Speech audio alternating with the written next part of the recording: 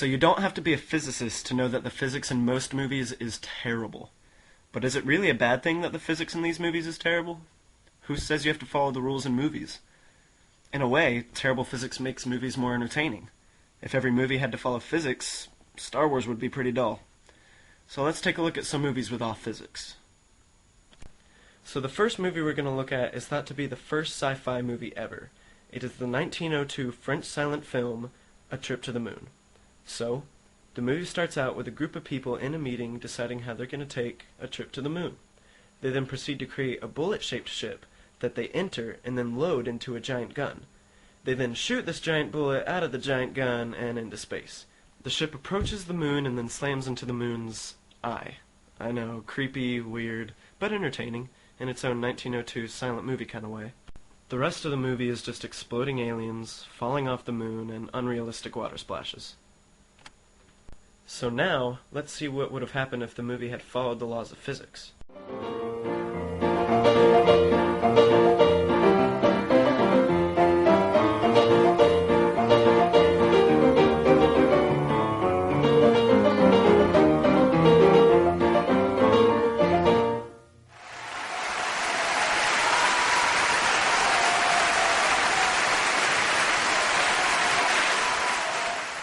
So yeah, not quite as exciting, except for the explosion.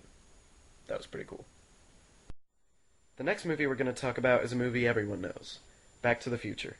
So if you're one of the unfortunate few who haven't seen the movie or don't know what it's about, here you go.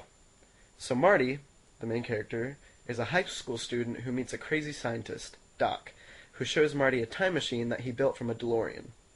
Are you telling me you built a time machine out of a DeLorean? So long story short, Marty accidentally travels to 1955 without enough power to return to 1985. So Marty finds the past version of Doc, who tells him of a way to get back to the future. Clever. And meanwhile, Marty does some messing with the past that threatens his own existence, but hey, it all turns out okay. And that was the really short version. But once Marty gets back to 1985, Doc tells him that they must travel to the future to deal with Marty and his girlfriend's future kids. So they zoom off into the future. Cliffhanger to be continued. Now, the movie if it had obeyed physics. So first of all, time travel is tricky, but traveling to the future is thought to be possible. A person would just have to travel close to the speed of light for a certain amount of time. Time would go slower for them relative to the people on Earth, and when the time traveler returned, the Earth and everybody on it would have aged a certain amount faster than the traveler did. Therefore, he's in the future. But you wouldn't be able to meet your future self, because there's only one you. Time travel to the past is really tricky, though. It's on the very edge of our understanding of the physical world. As of now, travel to the past is completely impossible and thought to always be impossible.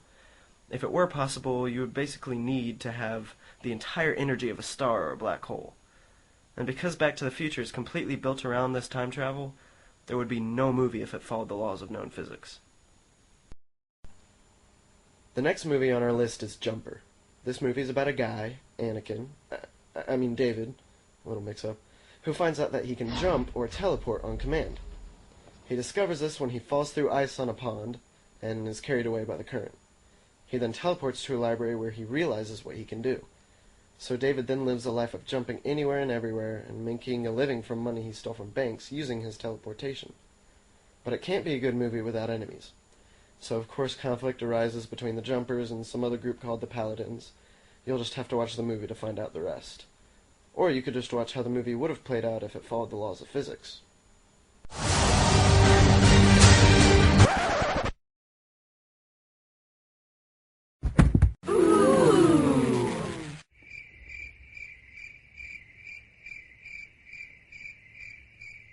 Yeah. It's pretty obvious that that is not realistic. But teleportation has been done before, but only at the atomic level. To teleport humans, many machines would have to be used that would pretty much scan the person and make an exact copy of them somewhere else, destroying the original. So pretty much cloning. But all the memories and everything about that person would stay with them. But yeah, Jumper was a little off. But again, entertaining. So the physics in a lot of movies is really terrible. But some of these movies are really good. Without terrible physics, some of the greatest movies would just be awful. So in a way, bad movie physics is a good thing.